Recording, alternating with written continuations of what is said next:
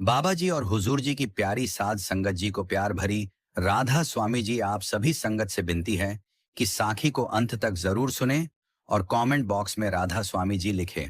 संगत जी मेरी बात धीरे धीरे और गहरे उतरते हुए जैसे कोई बूंद कुएं के पानी में गिरकर अपनी लहरें फैलाती है, वैसे ही यह साखी भी तुम्हारे हृदय की गहराइयों को छूने आई है।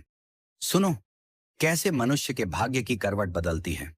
और वह करवट जब बदलती है तो उसे बदलते हुए देखने का जो दृश्य होता है वह बहुत ही अद्भुत और दर्दनाक होता है। पर उस दर्द के बाद ही तो वह मिठास आती है जो कभी छकी नहीं जाती। एक समय की बात है, मैं तुम्हें सिर्फ कहानी ही नहीं सुना रहा, बल्कि उस जीवन का साक्षात अनुभव सुना रहा हूं जिसने अपनी आंखों से देखा कि संसार के सारे सहारे एक एक कर टूटते जाते हैं, और अंत में जब कुछ नहीं बचता तो वह एक सहारा मिलता है जो कभी टूटता ही नहीं। उस सहारे का नाम है सतगुरु का सिमरन। मैं जिस व्यक्ति की बात कर रहा हूं उसका नाम था रामनाथ, पर उसे सब रामू कहकर पुकारते थे। रामू साधारण परिवार से था, न बहुत अमीर न बहुत गरीब, बस गुजर बसर कर लेने वाला संसारी मनुष्य। उसने पूरी शिद्दत से अपनी दुनिया बनाई थी, एक पत्नी, दो बच्चे और एक छोटा सा व्यापार।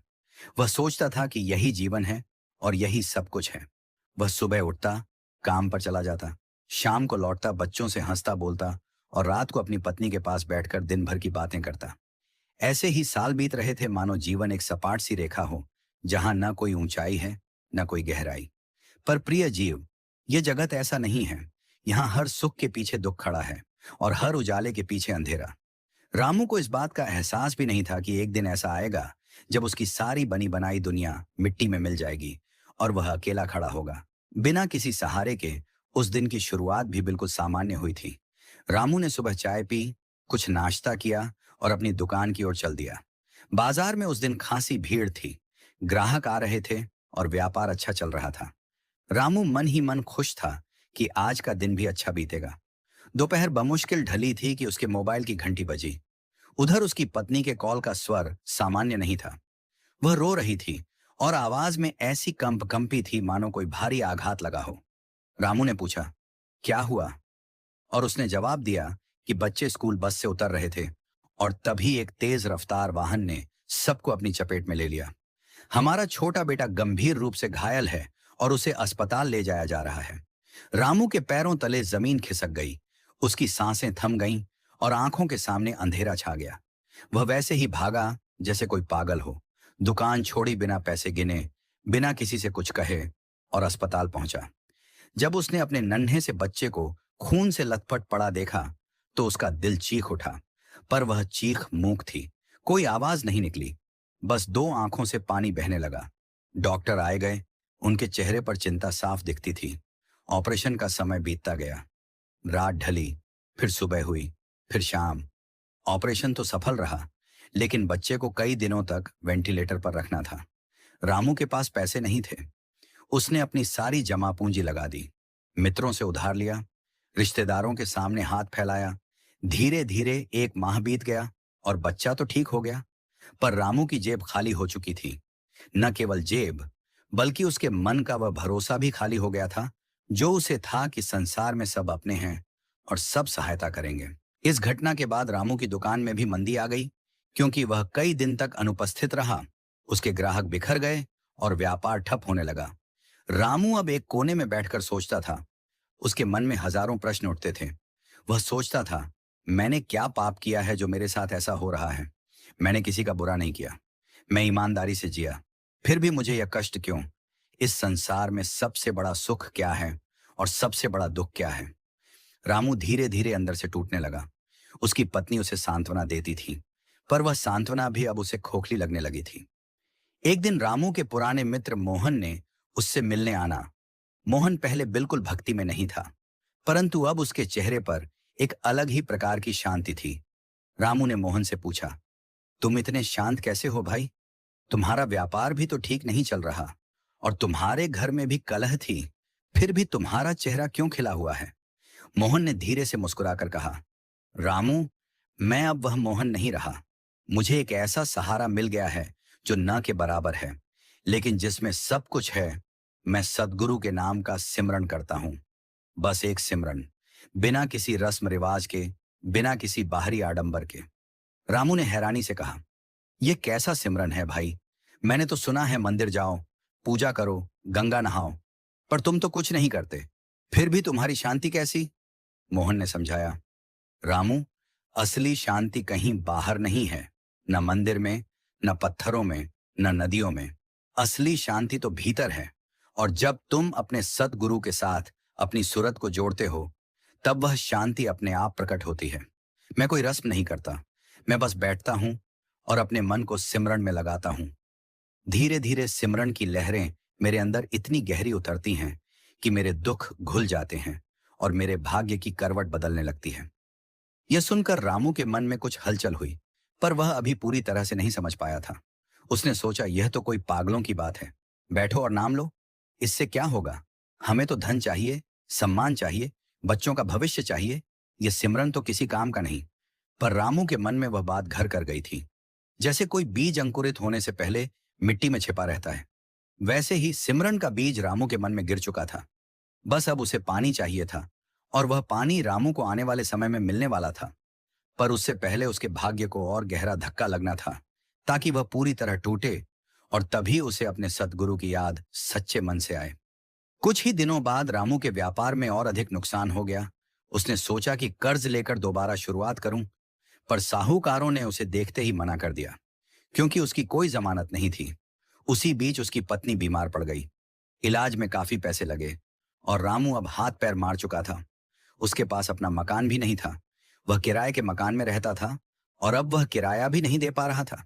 मकान मालिक ने उसे साफ साफ कह दिया कि या तो पैसे दो या मकान खाली करो। रामू ने रात भर अपने बच्चों की सोती हुई सूरत देखी, और उसकी आंखों से आंसू बहते रहे। उसने सोचा, हे प्रभु, मैं क्या करूं, कहां जाऊं? यह जीवन ही बेकार है। उस रात रामू ने अपनी पत्नी से कहा, सुनो, मैंने सुना है एक संत मिले थे हमारे मोहल्ले में। वे कहते थे कि दुख ही सच्चा मार्ग है। मैं अब उसी सिमरन की ओर जाऊंगा। मेरे पास खोने को कुछ नहीं बचा है, इसलिए अब मैं उसे पाने की कोशिश करूंगा, जिसे कोई नहीं छीन सकता। उसकी पत्नी ने कहा, तुम पागल हो गए हो रामू, हमारे पास खाने को रोटी नहीं है, और तुम बातें कर रहे हो सिमरन की। रामू ने शांति से कहा, रोटी तो मैंने मांगी थी संसार से, और उसने मुझे धोखा दिया। अब मैं वह रोटी मांगूंगा जो सतगुरु देते हैं। वह रोटी नहीं, सिमरन की मिठास है। वह रोटी नहीं, सुरत का शब्द है। वह रोटी नहीं, प्रेम की गंगा है जो भीतर बहती है। रामू अगली सुबह उठा। उसने किसी से कुछ नहीं मांगा, न धन मांगा, न सहारा। वह बस बैठ गया, और उसने अपने सदगुरु का नाम लेना शुरू किया। उसने पहले सुना था मोहन से कि सदगुरु बिना रूप के हैं, बिना आकार के हैं। वे शब्द हैं, वे प्रकाश हैं, वे मौन हैं। रामू ने आंखें बंद की और अपने मन में उस ध्वनि को पुकारा। उसने महसूस किया पहली बार कि उसके अंदर कुछ है जो संसार के दुखों से परे है। वह बैठा रहा घंटों, उसके आंसू बहते रहे, पर अब ये आंसू दुख के नहीं थे। ये तो उस एहसास के थे जो उसे हो रहा था कि वह अकेला नहीं है।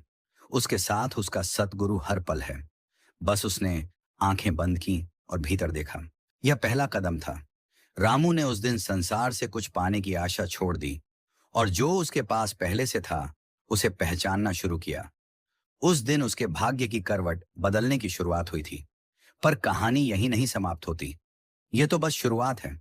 अब आगे सुनिए कि कैसे वह सिमरन ने उसके भीतर के अंधेरे को काटा और उसे उसकी सच्ची गति से जोड़ा। रामू उस दिन के बाद हर रोज बैठने लगा। सुबह सूरज निकलने से पहले उठकर वह एक कोने में चुपचाप बैठ जाता।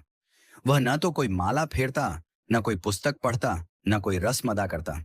बस अपने सतगुरु का सिमरन करता। उसने अपने मन को समझाया कि देख, हमने संसार में सब किया। हमने कमाया, खोया, रोया, हंसे, पर हमने कभी अपने भीतर झांकने की फुर्सत नहीं ली। अब वक्त है कि हम उस अंधियारे कमरे में दीपक जलाएं, जहां हमने कभी कदम ही नहीं रखा था। प्रारंभ में रामू को बहुत कठिनाई हुई। मन एक ओर दौड़ता था तो शरीर नीरसता से भर जाता था। कभी पैर सुन्न हो जाते तो कभी पीठ में दर्द उठता था। मन भागता था पुरानी बातों में। कभी बच्चों की याद आती तो कभी कर्ज की चिंता।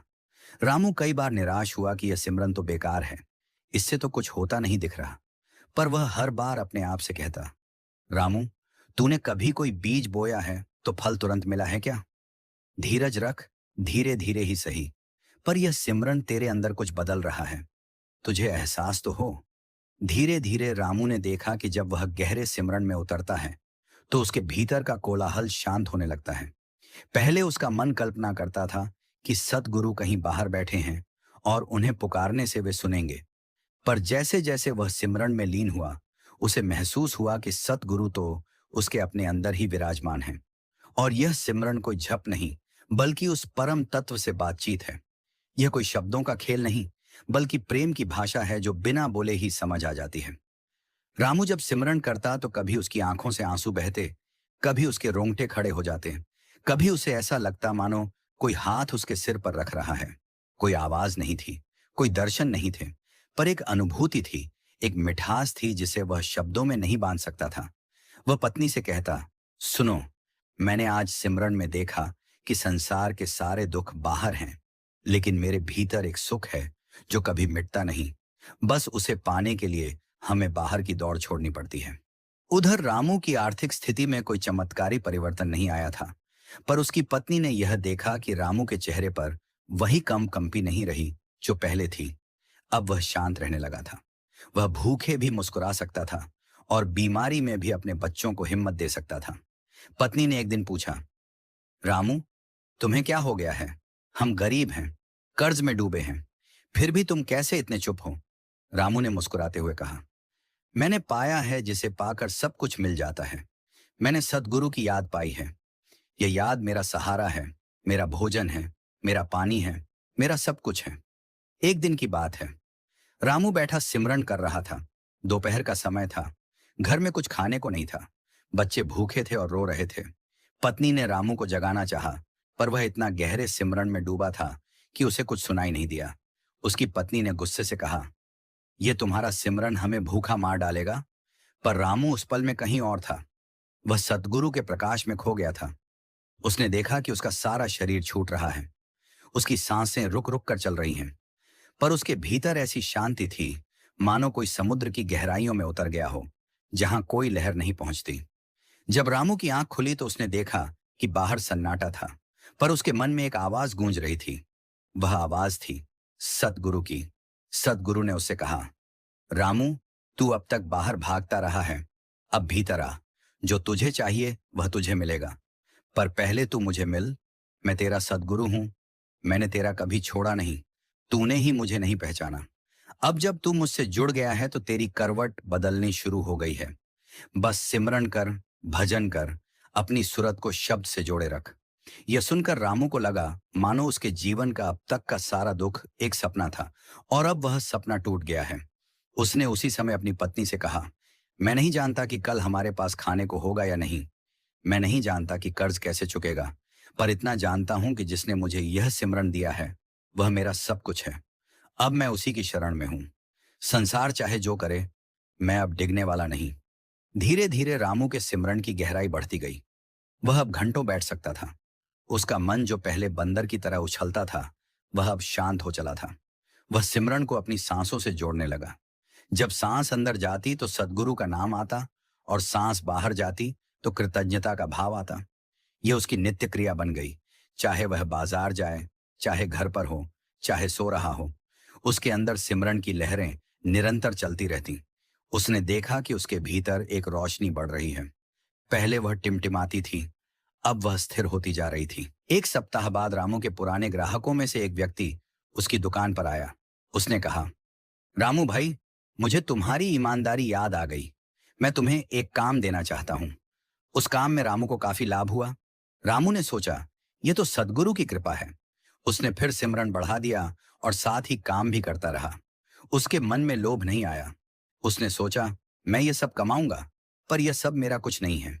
यह सब सतगुरु का प्रसाद है और मैं तो बस उसी के सिमरन में रहूंगा, बाकी तो वह संभाल लेगा। रामू की पत्नी ने भी जब यह सब देखा तो उसके मन में कुछ जिज्ञासा जागी। उसने रामू से पूछा, तुम बताते हो कि सिमरन करते हो, वह सिमरन कैसे करते हैं? मुझे भी सिखाओ। रामू ने कहा, इसमें सिखाने जैसा कुछ नहीं है। बस आंखें बंद करो, शरीर को ढीला छोड़ दो और अपने सद्गुरु को हृदय में बुलाओ।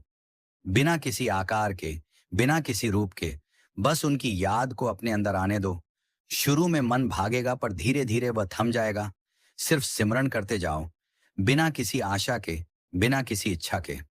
पत्नी ने भी बैठना शुरू किया। शुरू में उसे बड़ी बेचैनी हुई। वह उठकर जाने लगती, पर रामू का साथ और उसका धैर्य देखकर वह भी रुक गई। धीरे धीरे वह समझ गई कि यह सिमरन बहुत गहरा है। इसमें न तो कोई दिखावा है न कोई बोझ। सिमरन तो बस एक प्रेम की धुन है। जो बजती है तो सब कुछ भूल जाता है। दुख भी भूल जाता है, सुख भी भूल जाता है। बस एक मौन बचता है, और उस मौन में सतगुरु स्वयं प्रकट होते हैं। एक और महीना बीता। रामू के घर में अब पहले से बेहतर स्थिति थी, पर सबसे बड़ा परिवर्तन रामू के भीतर हुआ था। वह पहले जैसा उद्विग्न और व्याकुल नहीं रहता था। अब वह हर परिस्थिति को सद्गुरु की देन समझता था। अब उसे पता चल गया था कि जब भाग्य करवट लेता है तो वह बाहर से नहीं, भीतर से लेता है। बाहर की करवट तो सिर्फ दिखावा है। असली करवट तो तब बदलती है जब मनुष्य का मन बदल जाता है, और मन तब बदलता है जब वह सद्गुरु की याद से जुड़ जाता है। रामू अब जिस सिमरन में बैठता तो लगता मानो सारा ब्रह्मांड उसके अंदर समा गया है।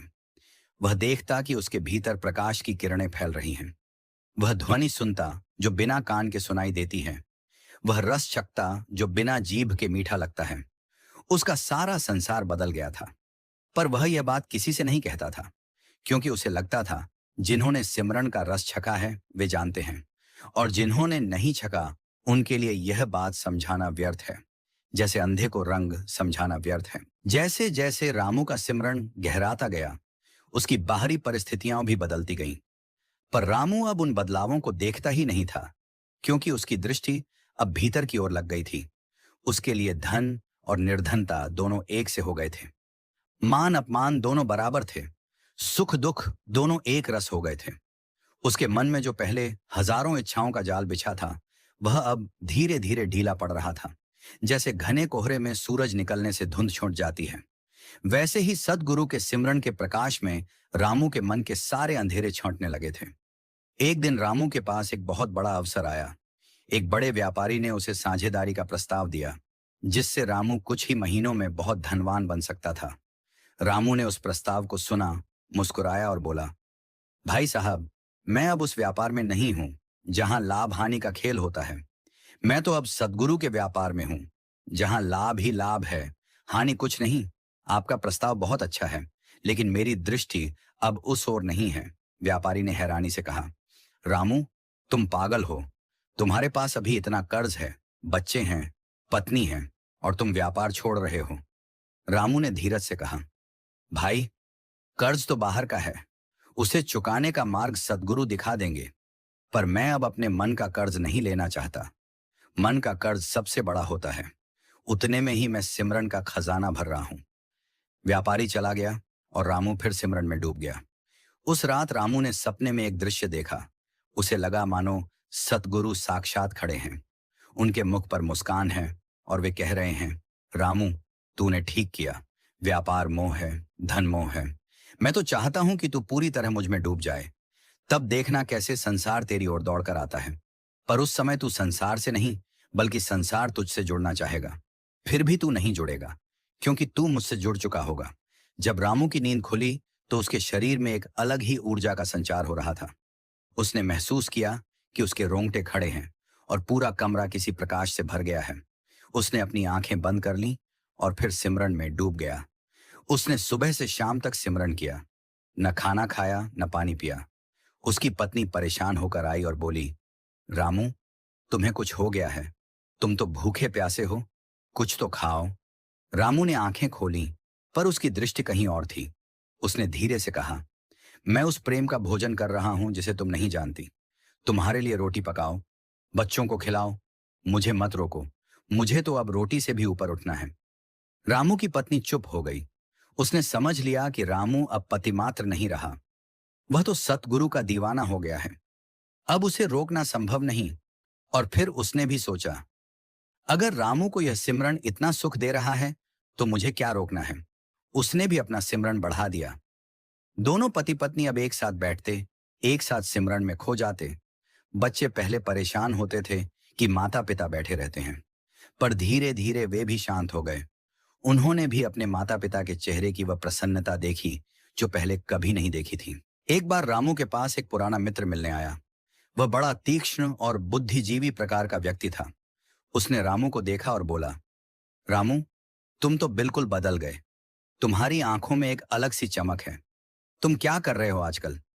रामू ने कहा, मैं कुछ नहीं कर रहा, बस सदगुरु का सिमरन कर रहा हूं। मित्र ने कहा, यह सिमरन क्या चीज है? सुनो, मैंने पढ़ा है, सिमरन तो एक प्रकार की मानसिक प्रक्रिया है, इससे कुछ नहीं होता। रामू ने मुस्कुराते हुए कहा, भाई, जिसने रस चखा है वही जानता है, जिसने प्रेम किया है वही जानता है। ये पढ़ने लिखने की चीज नहीं है, ये तो अनुभव की चीज है। तुम भी बैठो और सिमरन करो, फिर देखना। मित्र ने कुछ दिन रामू के पास रहकर देखा। उसने रामू को सिमरन करते देखा, रामू की पत्नी को सिमरन करते देखा। उसने महसूस किया कि इन दोनों के बीच एक अद्भुत शांति है।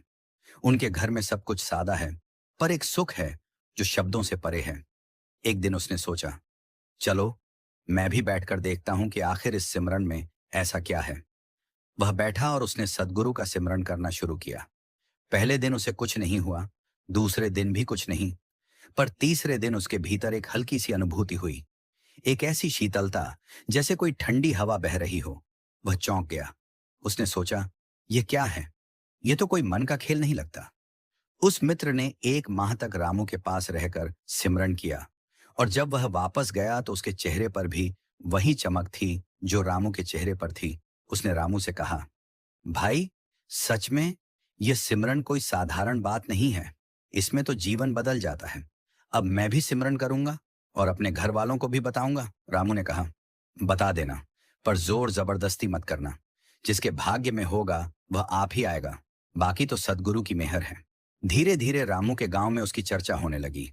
लोग कहने लगे कि रामू को कोई सिद्धि मिल गई है, पर रामू इन बातों पर हंसता। वह कहता, मुझे कोई सिद्धि नहीं मिली, बस मेरे सदगुरु ने मुझे अपने नाम का दाम दिया है, और उस दाम से मैं अपने भीतर का अंधकार मिटा रहा हूं। तुम भी ले लो ये दाम, ये तो सबको बराबर मिलता है, ना कोई ऊंचा ना नीचा। बस बैठो और सिमरन में डूबो। एक दिन रामू के घर पर उसका पुराना लेनदार आया। उसने बहुत गुस्से में कहा, रामू, तुम्हारा कर्ज बहुत पुराना हो गया है, अब तो ब्याज भी ब्याज पर चढ़ गया है। या तो पैसे दो, नहीं तो मैं तुम पर मुकदमा कर दूंगा। रामू ने शांति से कहा, भाई, मेरे पास पैसे नहीं हैं, पर मेरे पास सदगुरु का नाम है। क्या मैं तुम्हें यह नाम दे सकता हूं? लेनदार चिल्लाया, तुम पागल हो, हमें नाम से काम नहीं, हमें पैसे चाहिए। रामू ने फिर वही शांत स्वर में कहा, ठीक है, मैं देखता हूं, पर मैं तुमसे एक बात कहता हूं, तुम भी कुछ दिन बैठो और सदगुरु का सिमरन करो। अगर तुम्हें कुछ न मिले तो फिर मुझसे जो चाहो कर लेना। लेनदार को रामू का यह व्यवहार अजीब लगा, पर वह सोचने लगा, ये रामू पहले घबरा जाता था, अब तो बिल्कुल निडर हो गया है। क्या सच में इस सिमरन में कुछ है? उसने मन ही मन सोचा, चलो 1 सप्ताह बैठकर देखता हूं, अगर कुछ नहीं हुआ तो मुकदमा करूंगा ही। उसने रामू के घर पर बैठना शुरू कर दिया। रामू ने उसे बताया कैसे बैठना है, कैसे सिमरन को अंदर उतारना है। लेनदार ने पूरी ईमानदारी से 1 सप्ताह सिमरन किया, और उस सप्ताह के अंत में उसका दिल बदल गया। उसने रामू से कहा, मैं तुम्हारा कर्ज माफ करता हूं, मुझे पैसे नहीं चाहिए, मुझे बस ये सिमरन सिखा दो। रामू ने कहा, सिमरन तो मैंने तुम्हें सिखा दिया, अब तो तुम्हें खुद ही बैठना है, कोई तुम्हारे लिए नहीं बैठेगा। लेनदार ने प्रणाम किया और चला गया। उसने आगे चलकर स्वयं एक सिमरन प्रेमी का जीवन जिया। रामू का जीवन अब पूरी तरह सिमरणमय हो चुका था। उसके घर का वातावरण ही बदल गया था। पहले जहां हर समय चिंता, झगड़ा, निराशा का माहौल था, वहां अब शांति, प्रेम और एक अद्भुत मौन छा गया था। बच्चे देखते थे कि माता पिता सिमरन में लीन हैं, तो वे भी अपने कमरे में चुपचाप पढ़ाई करते या खेलते। कोई शोर नहीं, कोई हंगामा नहीं, मानो पूरा घर किसी अदृश्य हाथों द्वारा संभाला जा रहा हो। रामू को धीरे धीरे यह स्पष्ट होने लगा था कि जिसे हम भाग्य कहते हैं वह कोई बाहरी शक्ति नहीं है, नहीं कोई ग्रह है, नहीं कोई देवता है। भाग्य तो हमारे मन की बनावट है, हमारे संस्कारों का समूह है, हमारे कर्मों का परिणाम है। और सबसे बड़ी बात यह कि जब हम सदगुरु के सिमरन में डूबते हैं तो हमारे मन की बनावट बदल जाती है, संस्कार पिघलने लगते हैं, पुराने कर्मों की जड़ें कमजोर पड़ जाती हैं, और फिर भाग्य की वह करवट बदलना शुरू होती है जो हम बाहर से देखते हैं, पर वह करवट तो पहले ही अंदर बदल चुकी होती है। रामू अब बहुत कम बोलता था। और जब बोलता तो उसके शब्दों में एक गहराई होती, जैसे कोई कुआं हो जिसमें से अनमोल जल निकलता है। जो भी उसके पास आता उसे लगता कि यह रामू अब कोई साधारण गृहस्थ नहीं रहा, वह तो एक सिद्ध पुरुष जैसा हो गया है। पर रामू किसी को सिद्ध नहीं लगता था। वह कहता, मैं तो सबसे साधारण हूं, बस मुझे सद्गुरु की मेहर मिल गई है। और उस मेहर ने मुझे बता दिया है कि असली संपत्ति बाहर नहीं भीतर है, असली राज्य भीतर है, असली आनंद भीतर है। और उस आनंद को पाने का सबसे सीधा रास्ता है सिमरन। एक दिन रामू की पत्नी ने उससे पूछा, रामू, अब तुम बहुत गहरे उतर गए हो। क्या तुम्हें कभी लगता है कि हमें यह सब क्यों मिला? हम तो बहुत साधारण थे, रामू ने कहा। यह सब हमें इसलिए मिला क्योंकि हम पूरी तरह टूट गए थे। जो नहीं टूटता वह नहीं जुड़ पाता। हमारे सारे सहारे टूट गए, सारे भरोसे टूट गए। तब हमने उस एक सहारे को पकड़ा जो कभी टूटता नहीं। यह सद्गुरु की योजना थी कि पहले हमें निराश किया जाए ताकि हम आशा का सच्चा अर्थ समझ सकें। पहले हमें अंधेरा दिखाया जाए ताकि हम प्रकाश का मोल जान सकें। रामू के जीवन में अब एक और परिवर्तन आया। अब वह अकेले सिमरन नहीं करता था। उसके इर्द गिर्द धीरे धीरे कुछ लोग इकट्ठा होने लगे थे। वे लोग जो दुखी थे, जो व्याकुल थे, जिनके जीवन में कोई उद्देश्य नहीं था। वे सब रामू के पास आते और पूछते, रामू भाई, हमें भी वह मार्ग बताओ जिससे हमारा मन शांत हो। रामू उनसे कहता, मैं कोई मार्ग नहीं बता सकता, मैं तो बस सद्गुरु का सिमरन करता हूं। अगर तुम चाहो तो मेरे साथ बैठ सकते हो। बस बैठो और सिमरन करो। कोई मंत्र नहीं पढ़ना, कोई जाप नहीं करना, बस सद्गुरु को हृदय से पुकारो, वे स्वयं प्रकट होंगे। वे लोग बैठते। कुछ दिनों में कुछ को हल्का अनुभव होता, कुछ को बहुत गहरा, कुछ रो पड़ते, कुछ हंस पड़ते, कुछ को अद्भुत शांति मिलती। रामू सबको समझाता, ये मेरी शक्ति नहीं है, ये सब सद्गुरु की कृपा है। तुम्हारे अंदर की प्यास ने उन्हें बुलाया और उन्होंने तुम्हें छू लिया, बस इतना है। अब तुम इस अनुभव के आदी मत होना, सिमरन करते जाओ। अनुभव आते जाते रहेंगे, पर सिमरन कभी मत छोड़ना। एक दिन ऐसा आया जब रामू को सद्गुरु ने भीतर बुलाया। रामू सिमरन में इतना गहरा डूबा था कि उसका शरीर तो वहां था, पर उसकी सुरत कहीं और चली गई थी। उसने देखा कि वह एक असीम प्रकाश में विचरण कर रहा है। वहां न कोई दिन है न रात, न कोई सुख है न दुख, बस एक अद्वितीय आनंद है। वहां सद्गुरु की वाणी सुनाई दी, रामू, अब तू यहां तक पहुंच गया है कि तुझे फिर से संसार में जाना है। पर संसार तेरे लिए अब संसार नहीं रहेगा। तू उसी में रहेगा, पर उससे अलग रहेगा। तेरे शरीर का जीवन और कर्म अब मेरे हाथों में है। तू बस सिमरन में मग्न रह। जब रामू की आंख खुली तो उसने देखा कि उसके चारों ओर लोग खड़े हैं। उसकी पत्नी रो रही थी, बच्चे डरे हुए थे, उसके मित्र भी वहां थे। रामू ने पूछा, क्या हुआ? तो उसकी पत्नी ने बताया, तुम पिछले 7 दिनों से सिमरन में बैठे हो, न खाना खाया न पानी पिया। हम सब डर गए थे कि तुम्हारा शरीर छोड़ न दे। रामू मुस्कुराया और बोला, शरीर तो रहेगा जब तक सद्गुरु को इसे रखना है, और जब इसे जाना होगा तो चला जाएगा। मैंने तो 7 दिन उस अनंत के साथ बिताए। उस अनंत ने मुझे जीवन का सच्चा अर्थ समझा दिया। उसके बाद रामू का व्यवहार और भी अधिक सरल और निर्मल हो गया। वह अब बाहरी दुनिया से कटा हुआ नहीं लगता था, बल्कि दुनिया के बीच रहते हुए भी अलग था।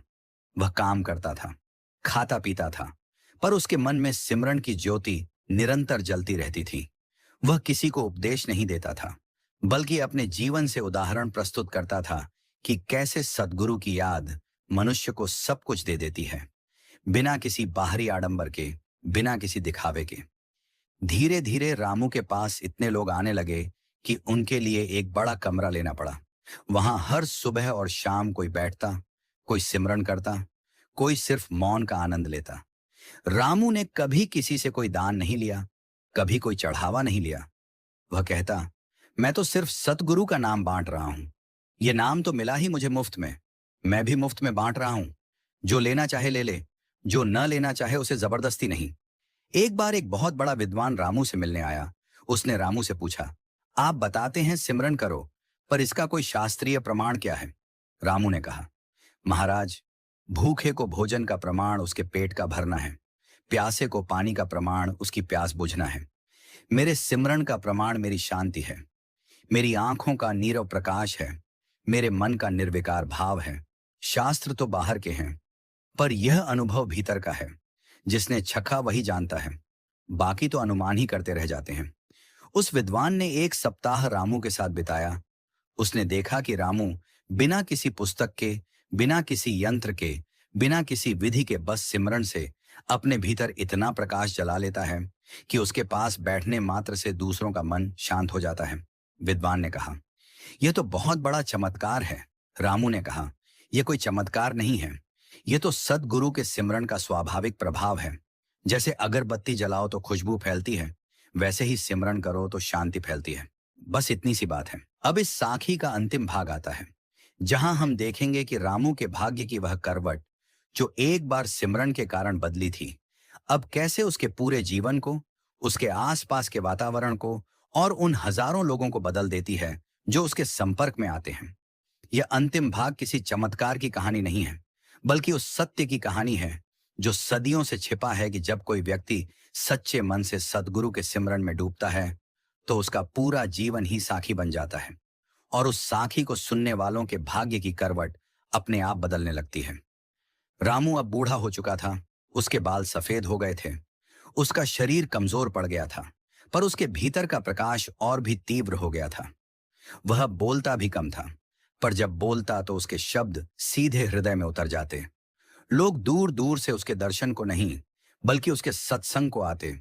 पर रामू कहता, मेरा सत्संग क्या, सत्संग तो सद्गुरु का नाम है। तुम उस नाम को पकड़ो, मेरी तरफ देखने से कुछ नहीं होगा, मैं तो बस एक ठेला हूं, असली सामान तो सद्गुरु के पास है।